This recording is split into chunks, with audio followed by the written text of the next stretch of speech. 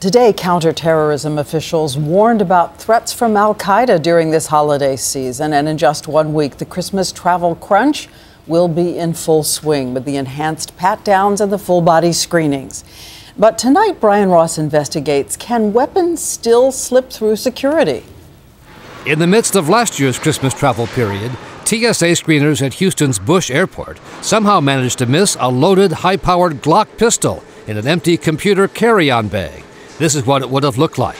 Authorities tell ABC News it happens all the time. Screeners asleep at the screen. With a determined and sophisticated enemy like al-Qaeda, that should be very troubling news indeed.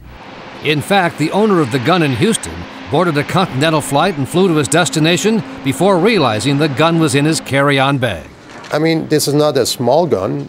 It's a .40 caliber gun. Houston businessman Fareed Seif, who carries a gun because he works late, says he forgot to unpack it before the trip and reported the incident as soon as he landed, astounded at the security lapse. There's nothing else in there. How can you miss it? You cannot miss it. The failures of TSA screeners to spot guns and other dangerous items is a closely held government secret. Results from the most recent so-called Red Team tests by the Government Accountability Office were apparently so bad they are classified, to the outrage of congressional critics. How many times did they fail? The public has a right to know those bottom-line results. A person briefed on the latest results told ABC News the failure rate approached 70% at some major airports.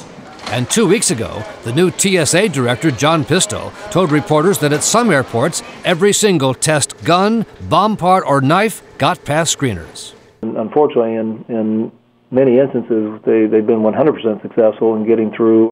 And despite billions of dollars spent on equipment, the last line of defense remains individual TSA screeners faced with an often mind-numbing task. We don't pay them very much money, and we don't train them very well, and you get what you get.